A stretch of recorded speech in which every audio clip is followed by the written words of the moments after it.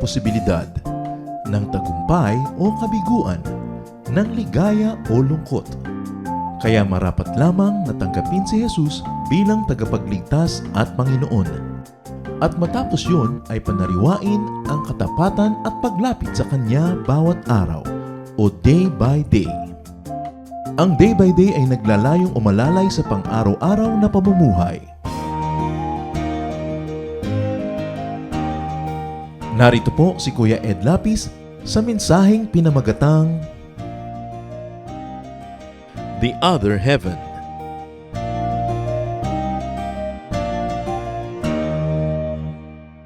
Most religious people are fixated on eternity, on heaven, that they forget and they neglect the here and now. Hindi masama, mabuti nga yung nag-iisip ka ng langit, nag-iisip ka ng mga darating na mga paraiso, mga gantimbala. Pero karamihan ng mga sobrang relihiyoso, sa sobrang pag-iisip nila nung darating pa, nakakalimutan nilang mabuhay ngayon. Sa panahon na ito, at nadadaya sila ng paglipas ng panahon dahil yung mga dapat mangyari ay hindi nangyayari.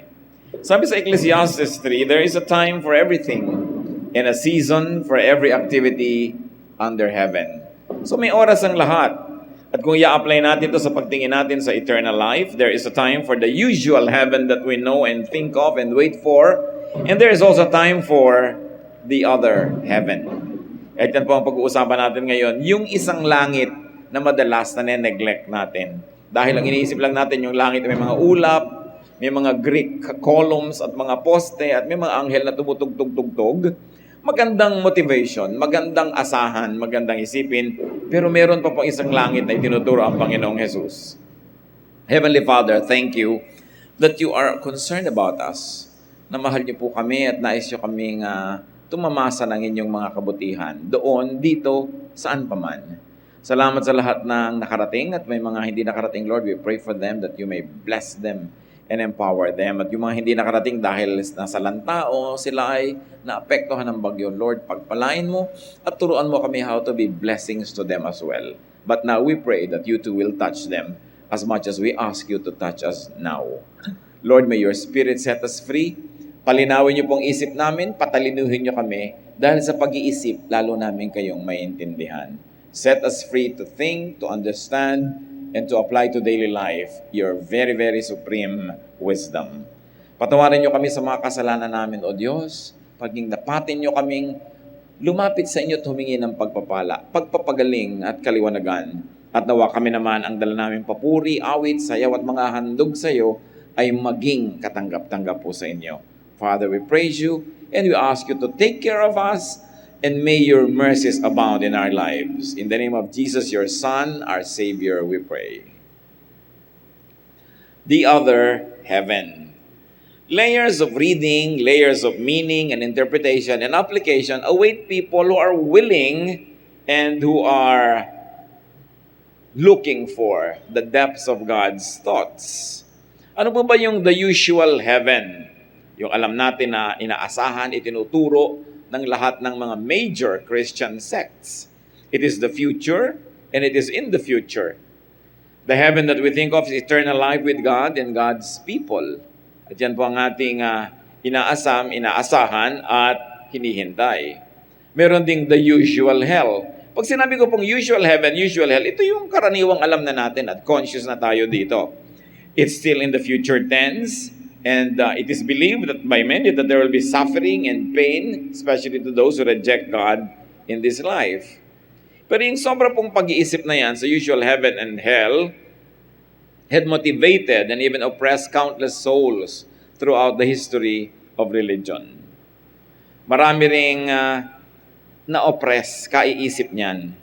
At dahil doon, hindi na nila naipamuhay yung buhay dito sa lupa, hindi na nila na bigyan ng sarili nila ng mga kasiyahan na dapat ay kamtin at kalooban din ng Diyos at puro na lang paghahanda doon sa darating ang nagawa sa buhay. Such desire for the future heaven and fear of the future hell had made vast numbers of people neglect their present lives and neglect the other heaven that we're going to talk about today and then suffer the other hell without noticing it. So may mga parang kakanin kasi ang katotohanan, sapin-sapin. Maraming layers yan. Pag nagstay ka sa isang layer lang, mula nung nakakilala ka sa Panginoon at nag-Bible study hanggang kunin ka na, hindi nag-grow yung pangunawa mo. Hindi ka umaalis sa totoo, pero maraming mga layers ang katotohanan na kung anong gusto mong marating at willing kang paakay sa Diyos, mas maintindihan pa. Because the Bible tells us that we are being changed from glory to glory, from one level of glory to another. In other words, maraming layers yan. Jesus said in John 10:10, I have come that they might have life and have it to the full. Other versions say, have it abundantly. In other words, ang tinutukoy ng Panginoon na full life, abundant life, life dito. Sabi niya, I have come to make it available to you. Kasi kung ang gusto lang niya, yung the heaven that we usually think of, di maghintay na lang siya doon na dumating tayo doon. Pero sabi niya, hindi. Sinalubong ko kayo dito sa lupa, pumunta ako rito para magkaroon pa ng available fullness and meaning and life to you while you are here on earth. So let's talk about the other heaven. Yung isa pang paraiso, yung isa pang kalangitan. Luke 17:20 to 21. Once having been asked by the Pharisees when the kingdom of God would come, Jesus replied, the kingdom of God does not come with your careful observation, nor will people say, here it is, or there it is. Because the kingdom of God is within you. Malalim, matalinghaga, malaman na mga pananalita. So ang tinutukoy dito, the Pharisees, meaning the religious people, or religion itself, making all the inquiries. No? So the Pharisees, the religious system and religion, were saying, kailan ba darating ang kaharian ng Diyos? No? Kailan ba darating ang langit? Kailan ba namin mararanasan yan?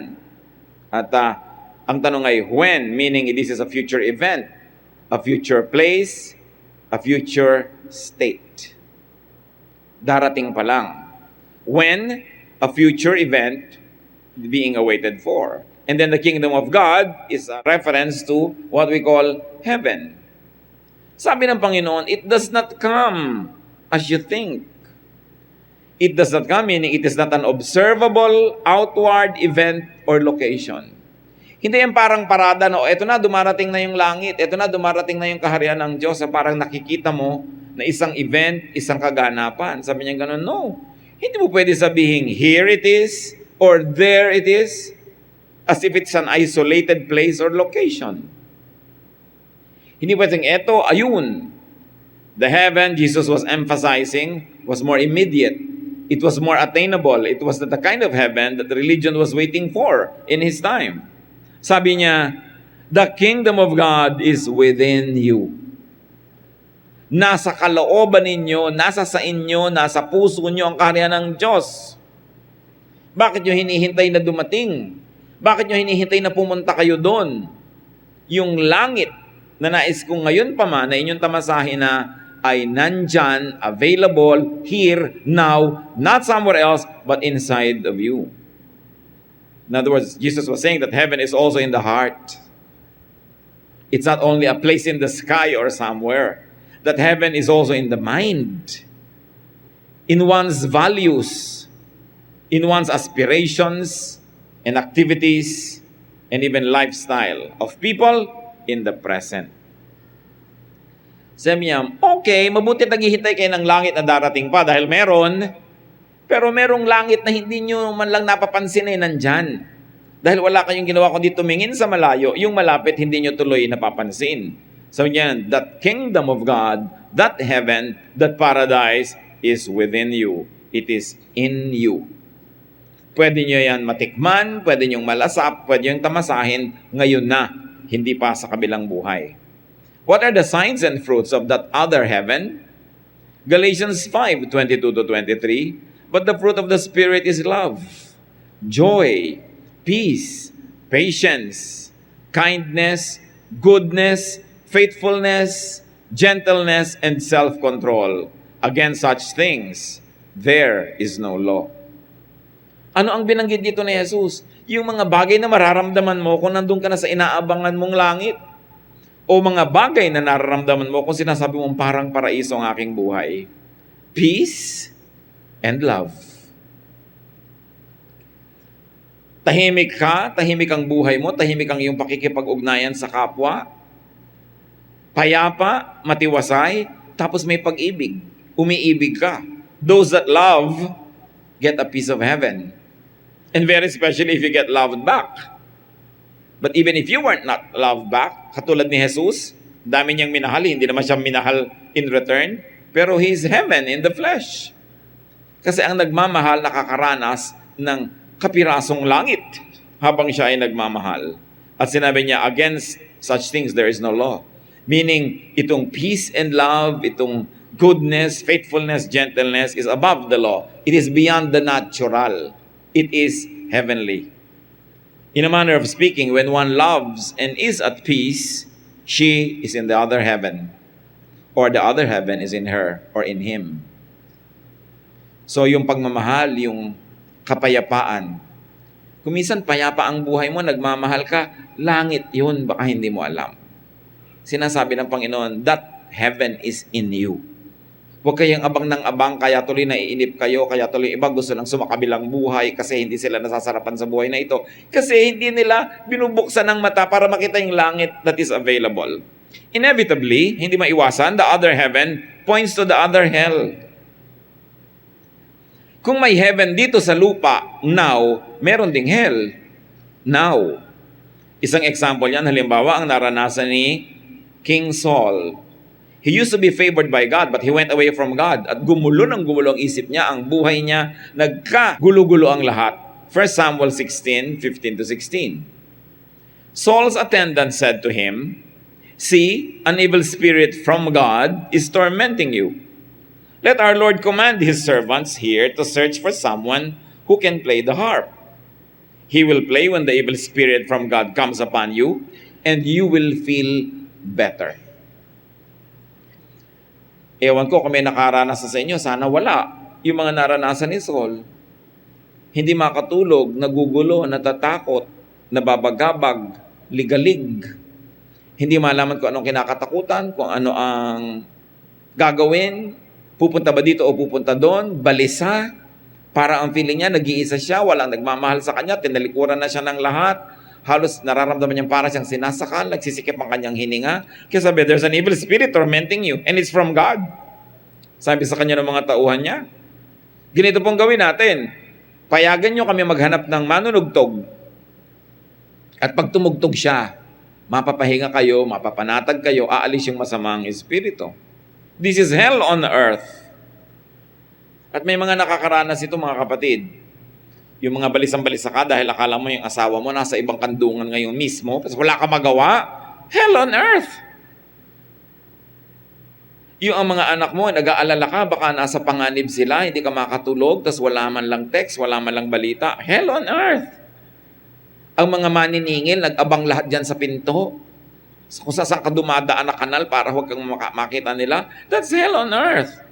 May kalaban ka, may nangaagaw ng posisyon mo, may nangaagaw ng boyfriend mo, hell on earth. Lahat ng mga magugulo na yan. Tapos yung meron kang ginawang masama, nagigilty ka, hell on earth yan. Meron kang mga utang na alam mong sisingiling ka na, natatakot ka ngayon, ang daming ganon. Agitation. Yung naliligali ka, yun ang kalaban ng peace na binasa natin kanina, na fruit ng spirit. Or hatred, that's hell on earth. May kinakamuhian ka, nagsiselos ka, naiinggit ka, that's hell on earth. At yan ang naramdaman ni King Saul. Nainggit siya kay David, na-insecure sa kanyang posisyon. Tapos, marami siyang gustong nawawala sa kanyang kamay. Ang mga tagumpay ng gyera napupunta kay David, hindi sa kanya. Nananaghili siya, nai-insecure. Alam nyo, ang pinakamahirap na feeling sa lahat, yung magselos o mainggit. At napakahirap yung nakakainggitan ka. So, itong lahat na ito gawa ng masamang espiritu. 1 Samuel 16:23, whenever the spirit from God came upon Saul, David would take his harp and play. Ayun, si David ang na-recruit. Then relief would come to Saul. He would feel better, and the evil spirit would leave him. So the other hell and the other heaven, alternating in a man's life, in Saul's life. Pag tumutugtog si David, nawawala yung masamang espiritu, nagkakaroon siya ng ginhawa, heaven. Pero pagka nananaig na naman yung kanyang bad side, yung dark side niya, hell na naman. The other hell, aside from that which we are thinking of in the future, could be the inner spiritual and emotional troubles of man. Kaya yung nagugulo, naliligalig, napakahirap dalhin nun. Kaya mga kapatid, may mga panahon na kayo tiwasay, walang naniningil, wala kayong utang, wala kayong guilt. Kahit wala kayong maraming pera, kahit maraming ang pangarap yung hindi pa natutupad, heaven yon. Kasi when there's love and peace in your life, that's a peace in a slice of heaven. Now, this other hell was said to be sent and caused by God Himself because the absence of God's blessings and favor creates a vacuum that attracts such opposite force. Pag winidraw na ng Panginoon yung pabor, pag winidraw niya yung blessing, wala naman pwedeng maging vacuum. A vacuum cannot be vacuum for long. A-attract yun ng negative forces. Kaya ngayon, ang isang taong iniiwan ng pabor ng Diyos, dinadalaw naman ng panggugulo ng masamang espiritu. And sometimes that masamang espiritu is not even a bad spirit from the outside, but the person's dark side. Kung bitbit mo ang heaven sa puso mo, pwede ka rin magbitbit ng hell. Dala-dala mo yan. Kaya ang dapat natin nilulupig yung ating dark side. Pinaliliwanagan natin ang salita ng Diyos, nililiwanagan natin ang pag-ibig ni Jesus para yung dark side natin kumonti ng kumonti, maliwanagan. Dahil yung dark side mo, kasama mo kahit saan. Kaya kung talagang mainisin ka, kahit ano mangyari, mainis ka. Kasi mainisin ka eh. Kung mainit na ng ulo mo, iinit ang ulo mo kahit na yung iba hindi umiinit ang ulo kasi ikaw yun, dala-dala mo. Hindi mo pwedeng sisihin si Satanas tungkol doon. Dapat tinitingnan natin, ano ba yung side ko na dapat kong nilulupig, tinatalo, inuubos? What are the signs of the other hell? Lack of inner peace, trouble, agitation, and fear, and worldliness, meaning selfishness, jealousy, and a very quarrelsome spirit. Lahat ng ito, isang tanda na mas maraming naghahari sa buhay natin na gawa ng hell. 1 Corinthians 3:3, you are still worldly, sabi ni Paul sa ilang mga mananampalataya. For since there is jealousy and quarreling among you, are you not worldly? Are you not acting like mere men? Yung worldliness dito, hindi lang yung materialism, hindi lamang yung mga lust, kundi yung nag-aaway, nagseselosan. Sabi, habang ginagawa nyo yan at nasasangkot kayo sa mga ganyan, karaniwan pa lang kayong tao. Pwede pa lang hindi karaniwan ka lang. Maging special ka na. Tao pinaghaharian ng langit ng Diyos. Kaya naman may spiritual poverty ang mga tao. Kadalasan, the usual definition ng spiritual poverty, yung sinasabi mong, ay, pagdating mo sa langit, wala kang reward, wala kang crown, kasi ang tamad-tamad mong Christian, hindi ka nag-serve, hindi ka nag-give. Pwede yun. Pero meron pang iba. The other spiritual poverty, aside from not being rewarded in the next life, yung poverty sa life na ito, spiritual poverty. 1 Corinthians 3:10-15. By the grace God has given me, sabi ni Paul, I laid a foundation as an expert builder, and someone else is building on it. But each one should be careful how he builds, for no one can lay any foundation other than the one already laid, which is Christ Jesus. If any man builds on this foundation, using silver, gold, costly stones, wood, hay, or straw, his work will be shown for what it is, because the day will bring it to light. It will be revealed with fire, and the fire will test the quality of each man's work. If what he has built survives, he will receive his reward. If it is burned up, he will suffer loss. He himself will be saved, but only as one escaping through the flames. What is the usual reading of the church ng verses na ito? Sinasabi ni Paul, ang salvation, si Jesus, siya yung foundation. Kami mga apostles, itunuro namin sa inyo yan. At kayo magturo rin kayo sa iba. Bawat henerasyon nagdadagdag sa paggawa ng building na yan, yung church, yung body of the Lord. Careful ka sa paggawa mo. Kasi kung inilagay mo doon, bato lang, ordinaryong bato, o buhangin, o gold, o silver, o papel, dadaan yan sa pagsubok, dadaan yung apoy, at yung mga pwedeng sunugin, masusunog. Kung nasusunog lang pala yung nilagay mo doon, hindi mahalaga, hindi matigas, hindi precious, mabibisto ka pagdating ng panahon. Sabi ganon. Okay, save ka rin, pupunta ka rin sa heaven, pero pobre ka doon, wala kang reward. Sabi, para ka lang isang taong nakatakas sa sunog. wala kang nabitbit, buhay ka nga, pero wala kang nadala.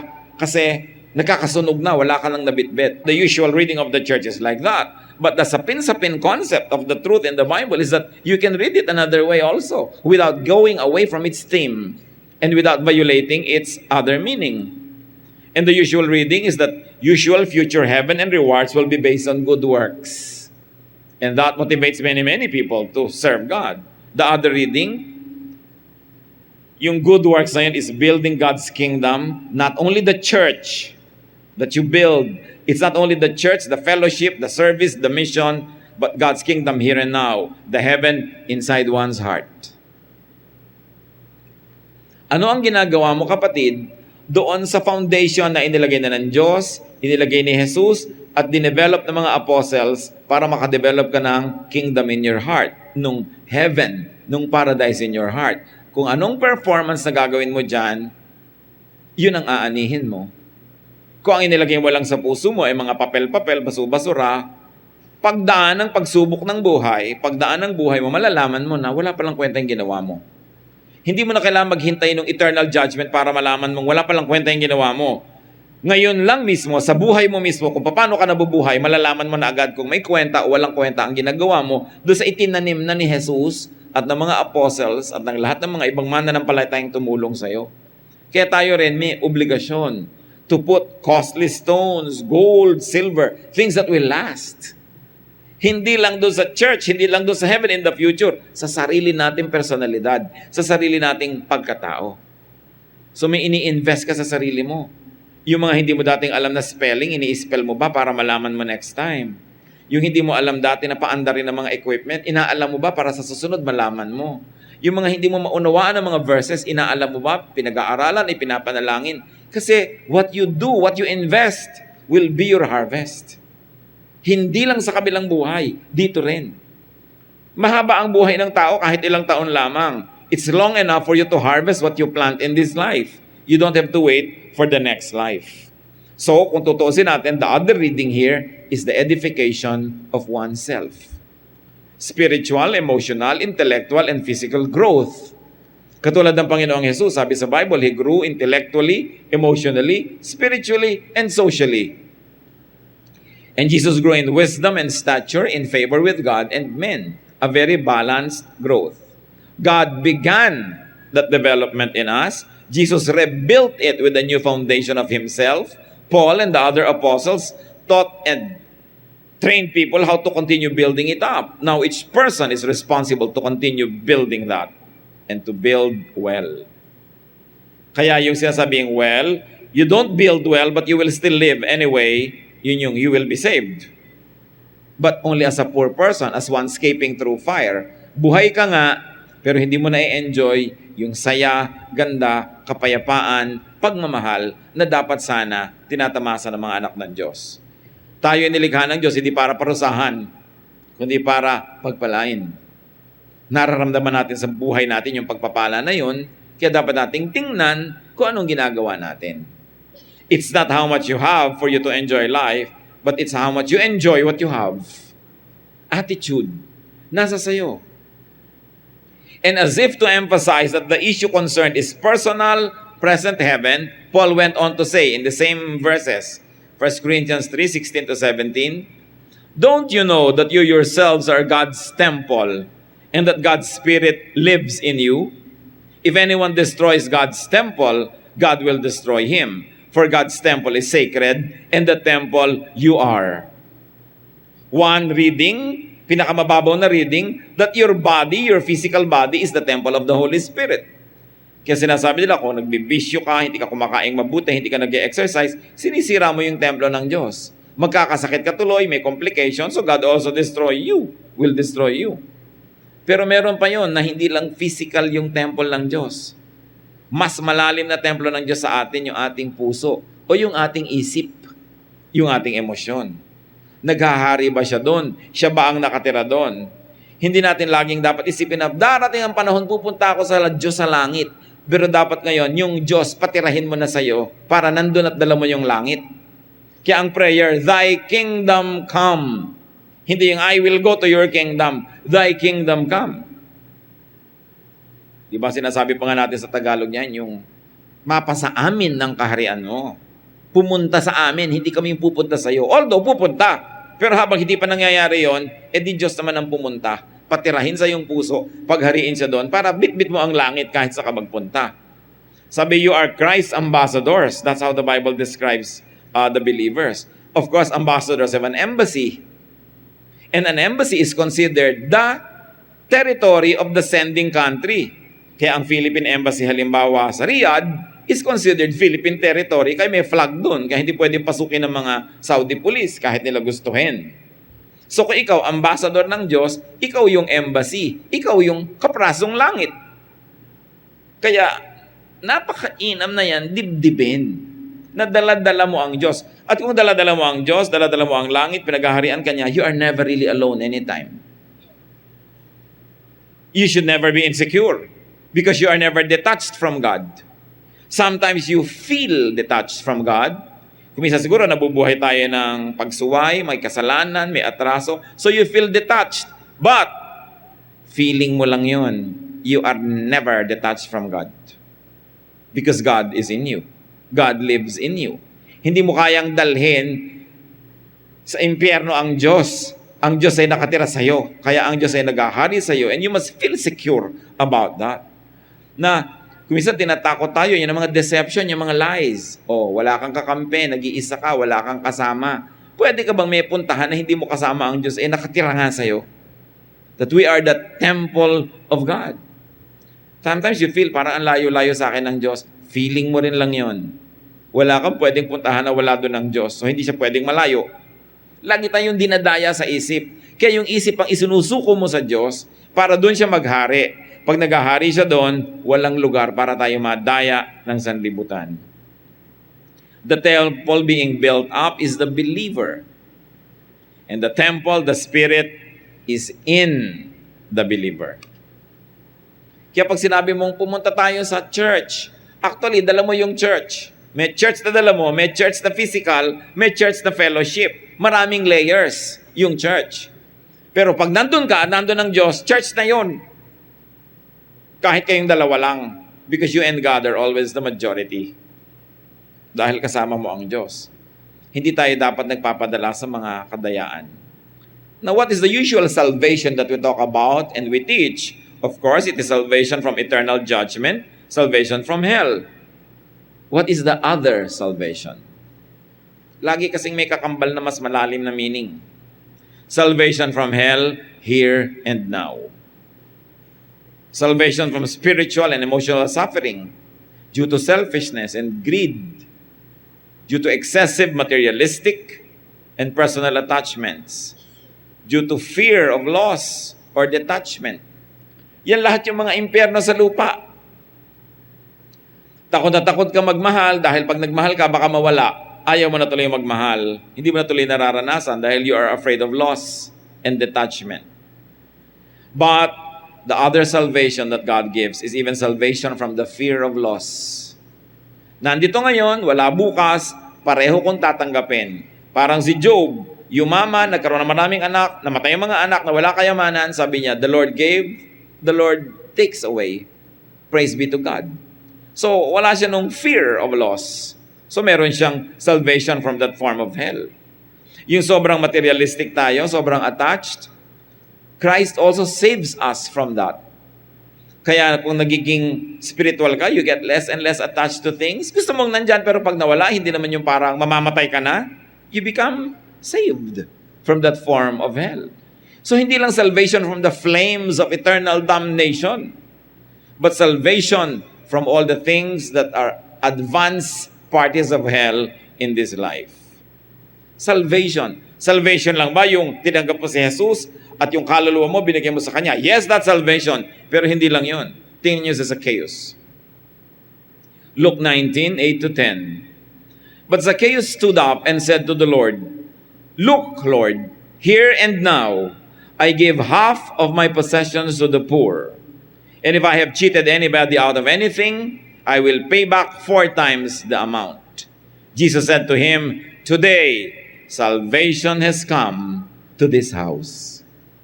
Ano yun? Saan ba naligtas si Zacchaeus noon? Salvation from greed and from all its attendant baggage.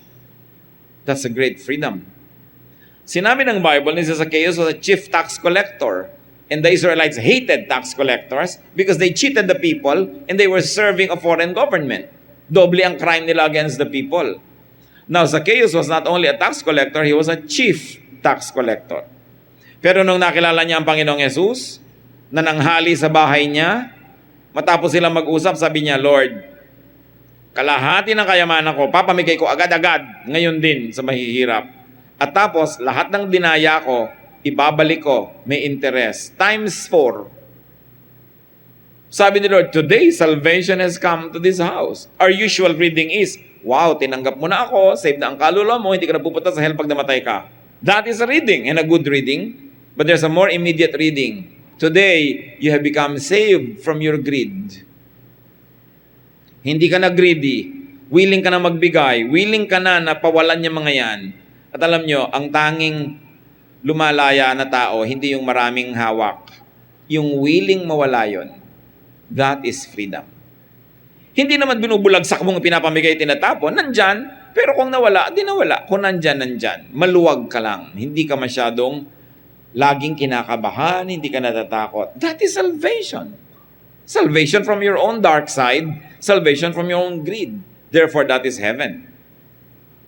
Yung sige na, bigay mo na lang para walang gulo, tahimik tayo, tas hindi masama ang loob mo, you are a free man or woman. Matthew 19:16-21.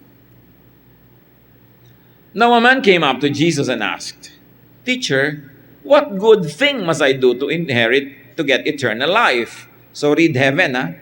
Iniisip niya, ano pwede kong gawin ngayon para pag namatay ako, meron ako eternal life, pupunta ako sa heaven.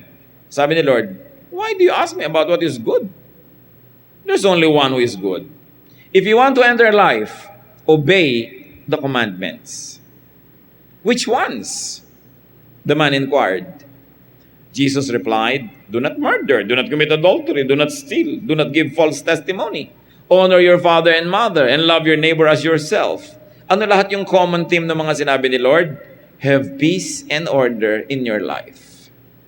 Diba? Yun eh. All this I have kept, the young man said. What do I still lack? Jesus answered, if you want to be perfect, go, sell your possessions and give to the poor, and you will have treasure in heaven. Then come follow me. Makabuluhan ito. Again, merong unang reading yan sa sapin reading natin. What is a higher reading? Sinasabi ng lalaki, anong dapat kong gawin para magkaroon ng heaven? Sabi ni Lord, hindi lang naman heaven in the future eh. Ang kailangan mo, heaven ngayon. Ano nga po ang dapat kong gawin? Hindi mo ba alam? Sundin mo yung mga commandments. Kasi pag sinunod mo yan, wala kang makakaaway.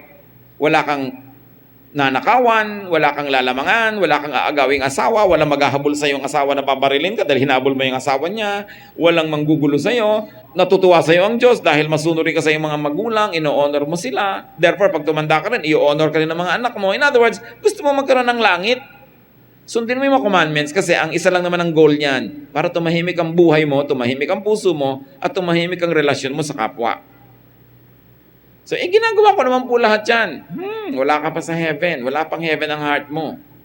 Sabi niya, ano pa nga po ang kulang? Masyado ka materialistic. Mukha kang pera.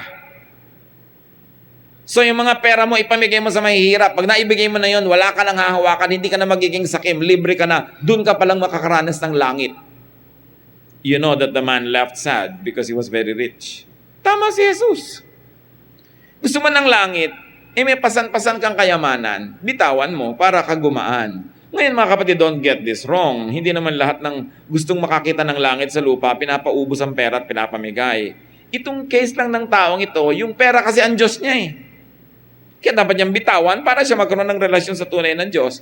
Ngayon, kung may pera ka pero hindi mo naman Diyos yan, in fact, ginagamit mo yung pera mo sa pagsamba sa Diyos, sa pagsunod sa Kanya, hindi naman tatanggalin sa iyo yun. Baka may iba namang tatanggalin, baka si number 2. Baka may number 2, no? Sabi ni Lord, gusto mo ng tahimik na buhay?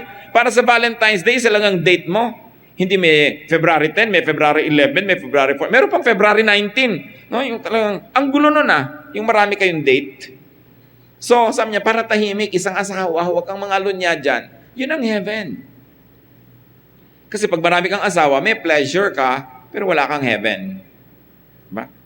Siguro, masisiyahan ka, pero mahirap na laruin yung mga ganyang mga mapapanganib na mga laro. Lalo't kung yung kinalantari mo may asawa pa, tapos army, naku, nakakatakot yun.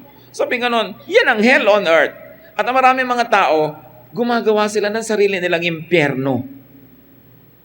Tapos ang inaasahan nila, maiwasan yung impyernong darating pa sa malayo. Ngayon hindi nila napapansin impyerno na yung buhay nila Kasi magulo. Sabi, dapat hindi kanyan. Dapat tahimik. Sabi ni Lord, detach yourself from greed and selfishness, then you will have love and peace. Therefore, that's heaven. Di ba yung heaven? Love and peace. Kung ikaw, lagi kang nanlalamang ng kapwa, yumayaman ka sa panlalamang, ang daming nagagalit sa'yo. Dinaramdam mo rin yun. Nagpe-pretend ka lang na hindi mo dinaramdam. Pero tao ka kasi, may espiritu ka, dinaramdam mo rin yun pag may nagagalit sa'yo. So, hindi tahimik ang buhay mo. Sabi niya, mabuti pa, pamigay mo na lang. Kung yan ang nagiging sagabal. Hindi naman laging yun Pero kung yun ang case mo, yun ang dapat mong bitawan. Now, what are the usual treasures in heaven? Yung pinaniniwalaan natin na pag nagsaserve ka, nag-give ka, nag-mission, you receive rewards and crowns for good works on earth. But there are other treasures in the other heaven. And again, sa sapin-sapin reading natin, let's read Matthew 6:19-21 that way. Do not store up for yourselves treasures on earth, where moth and rust destroy, and where thieves break in and steal.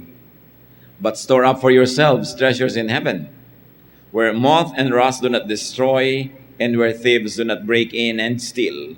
For where your treasure is, there your heart will be also. First reading, usual reading, may pera ka. Huwag mo na lang ibili ng kotse, maluluma din yan, makakarnap, mananakaw. Ibigay mo na lang sa church, ibili ng mga Biblia, magbayad ka ng mga broadcast sa radyo para yung salita ng Diyos marinig. Then yumayaman ka sa langit dahil ginagastos mo dito yung pera, na-deposit dito, mawi-withdraw sa langit. This is the usual reading, di ba? Gather for yourselves treasures in heaven. Okay, gagastos ka na ang mahal-mahal ng spa. 3,000 yung treatment. Diyan ka na lang kay Aling Betty's Beauty Parlor. 50 pesos at yung natipid mo, ipamigay mo sa mahihirap. Then you will have treasures in heaven. Good reading. But now, what is another reading of this? Do not store up for yourselves treasures on earth. Huwag kang mag-invest sobra para sa mga bagay na nasa labas mo. Nandyan lang sa paligid. Kasi pag nag-invest ka ng bahay, nasusunog, nag-invest ka ng damit, naluluma, nag-invest ka dito sa kung saan-saan, nawawala, nananakaw. Thieves come and steal, moth comes and destroys. Sabi niya, no, store for yourselves treasures in heaven. Ano yung heaven nga mga kapatid? The heart, di ba?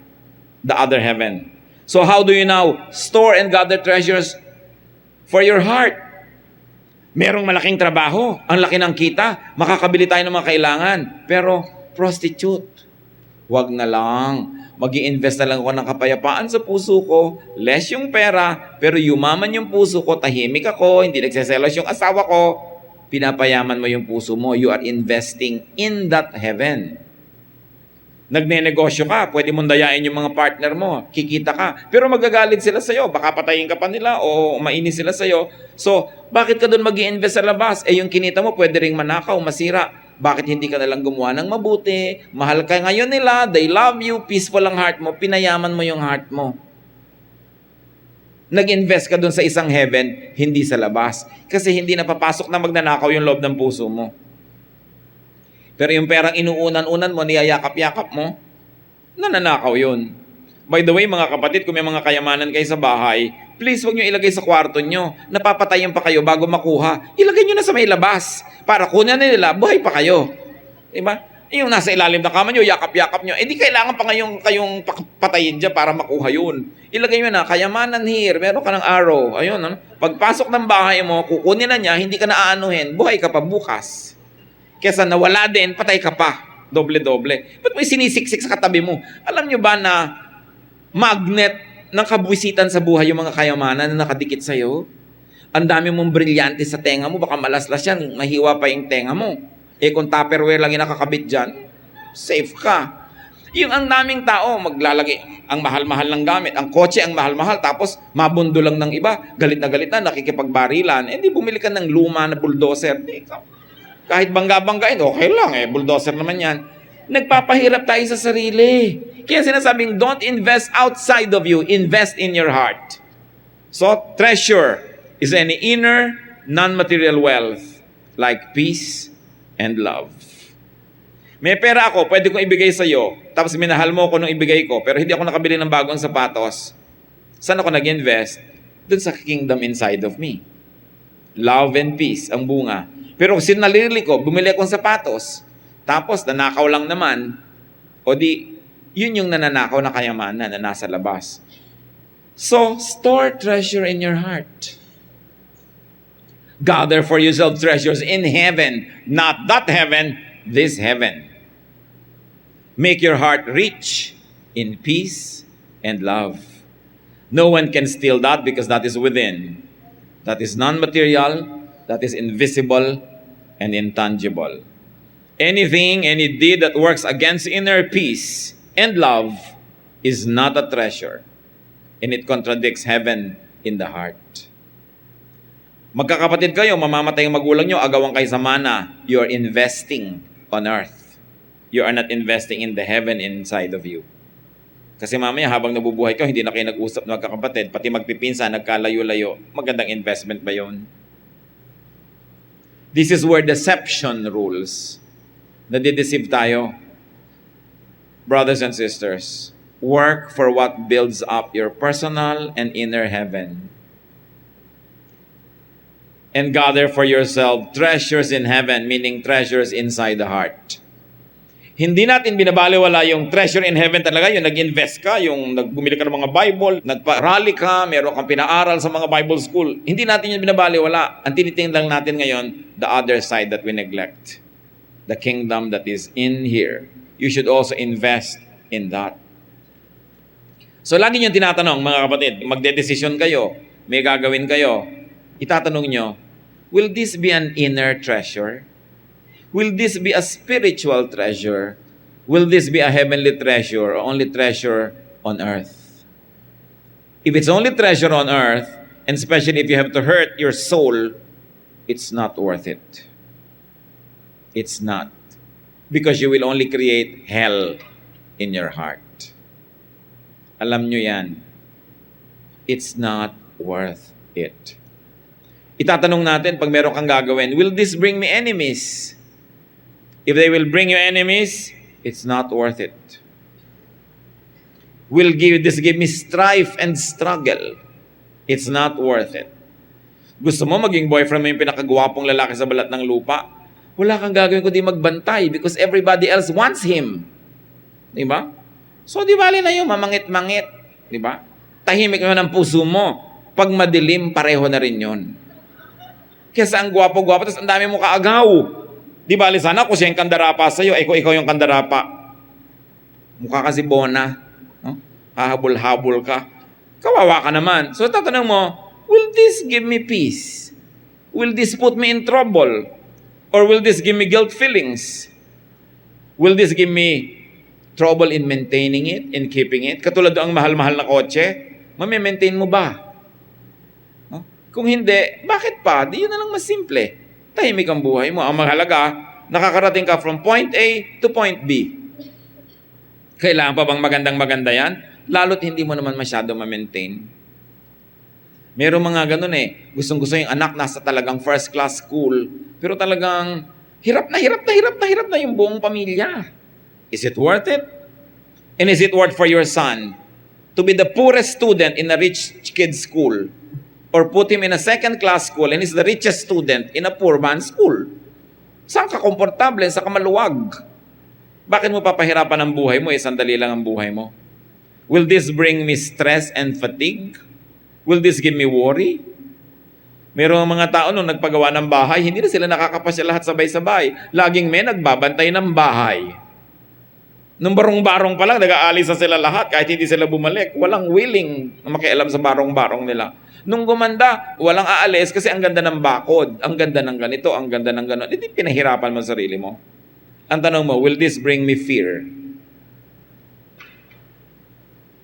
Okay, magsisinungaling ako sa'yo, sisikat ako sandali, pero ang dalas ko namang natatakot na mabisto. Is it worth it?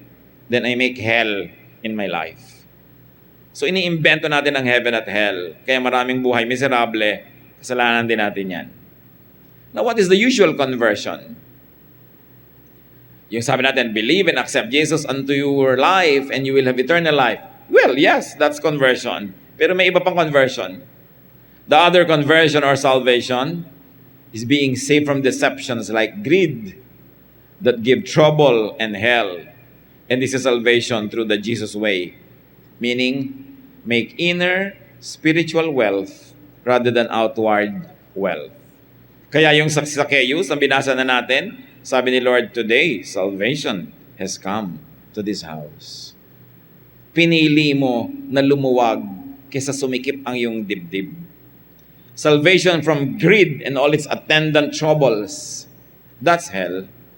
Salvation from the thief, Satan, that robs one of life and robs one of heaven by deception. We must be saved from that. Sabi ni Lord sa John 10:10, the thief comes only to steal and kill and destroy. I have come that they may have life and have it to the full.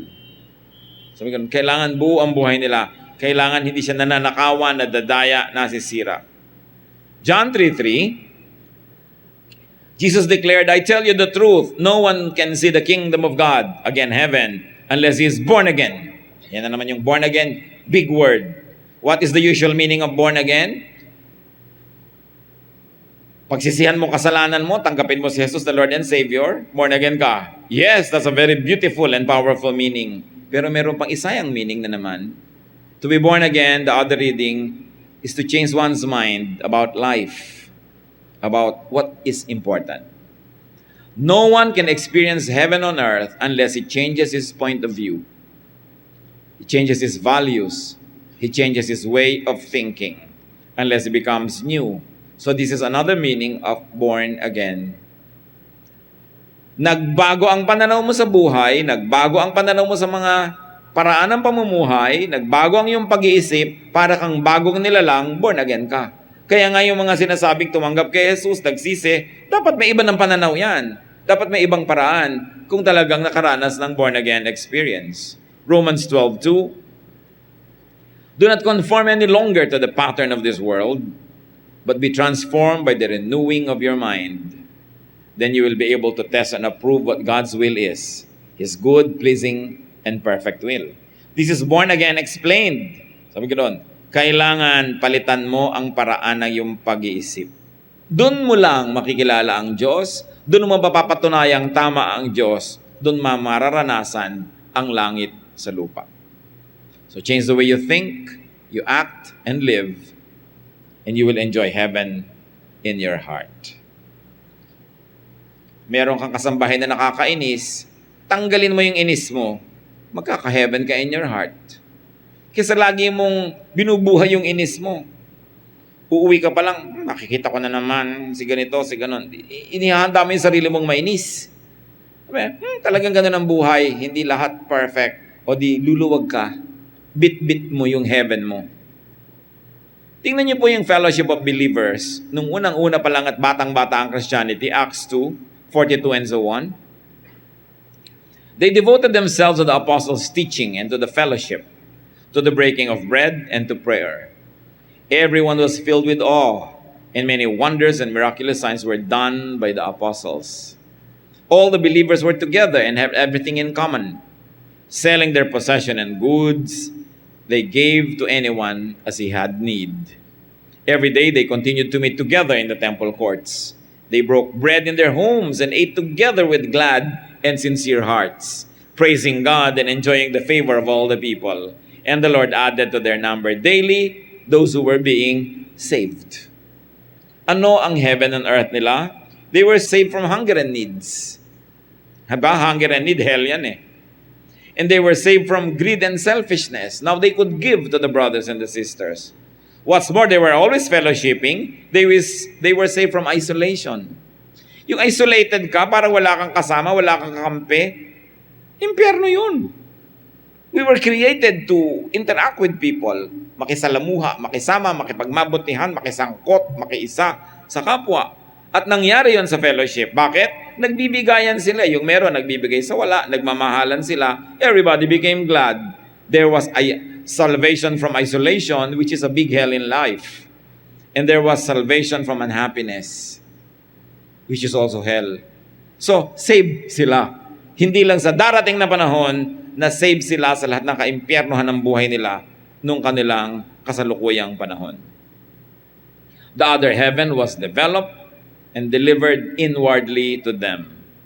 So look forward to and work for the usual heaven that we think of, but very importantly also, look inward, not only forward. Look inward and work for and enjoy the other heaven here and now in your hearts.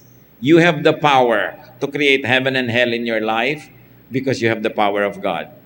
Why do you have it? Because God is in you. He who is in you is greater than he who is in the world. So mag-decide kayo. You decide if you're going to make your life heavenly or like hell. Whatever you decide, you will do. Whatever you do will happen because you are a powerful person because the Spirit of God is in you. Amen, Diyos. Salamat sapagkat kayo'y pwede naming ma-enjoy any moment, anytime, anywhere because you live in us. We are your kingdom. We, the church, we are your kingdom.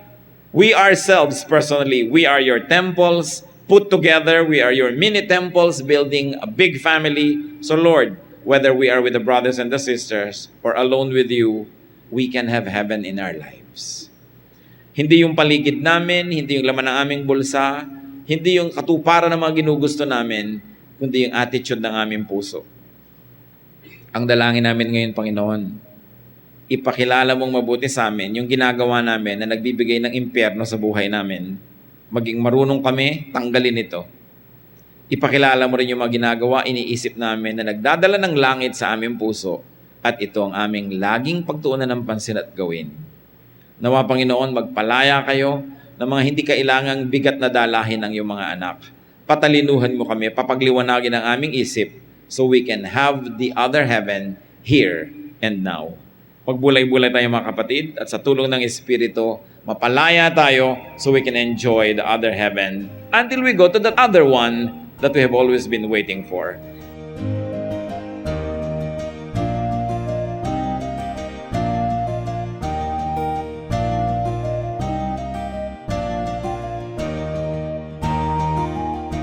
Ang katatapos pong mensahe ni Kuya Ed Lapiz ay pinamagatang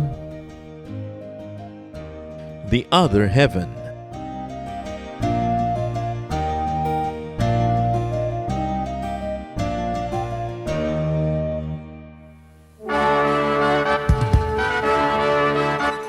Halina't sama-samang sumamba at magdiwang sa Day by Day Jesus Celebration kasama si Kuya Ed Lapiz. Bulwagan ng Panginoon PICC, one Sunday a month, Philippine International Convention Center, Rojas Boulevard, Pasay City. All other Sundays sa mga day-by-day mini bulwagan ang pagtitipon. Para sa buwan ng Nobyembre, gaganapin ito sa November 3, 2024. 8 a.m. ang First Jesus Celebration, 10 a.m. naman ang Second Jesus Celebration. Para sa iba pang detalye, bisitahin ang ating official Facebook page, Day by Day Friends.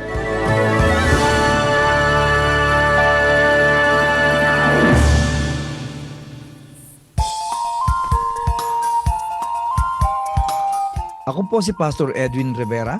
Inaanyayahan po namin kayo na dumalo at makisaya sa Jesus Celebration sa ating Metro North Day by Day tuwing linggo sa ika-10 ng umaga. Samantala, sa ganap na 9 ng umaga naman, ay may nagaganap po tayo na Groups Bible Study Fellowship for men, women, couples, youth, and young people. Meron din po tayong Kids Worship and Fellowship Ministry. Para po sa detalye ng location at contact numbers, ang ating address ay 1165 Quirino Highway, Sabarte Subdivision, Barangay Kaligayahan, 1124, Novaliches, Quezon City. Makipag-ugnayan lamang po sa ating office at contact details sa number 3071. Landline number 02-7003-0438. Malugod din po namin kayong iniimbitahan sa ating FB Live, Day by Day Metro North. Halinang ipagdiwang natin ang Panginoong Hesus.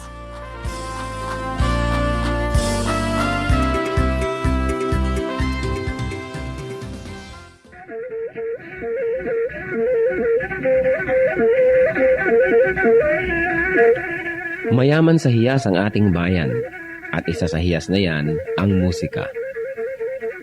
Napakaraming nalilikhang tunog ng mga Pilipino mula sa iba't ibang instrumento.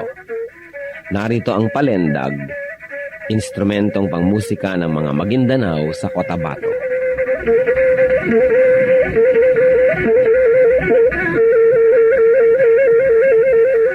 Ang palendag ay yari sa isang manipis na buho na may 2 sentimetro ang bilog at 90 sentimetro ang haba. May 4 na butas ang palendag, isa sa ilalim para sa hinlalaki ng tumutugtog at 3 naman sa ibabaw para sa iba pa niyang mga daliri.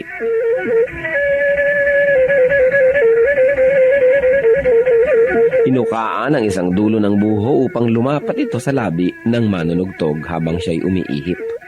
Sa kabilang dulo naman ng palendag ay may isa ring malaking uka kung saan nagtatapos ang instrumento.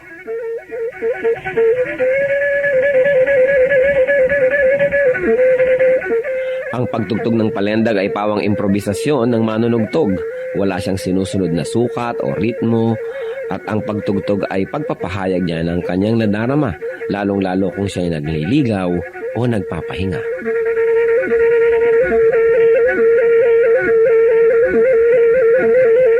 Ang musika ay wika ng kaluluwa.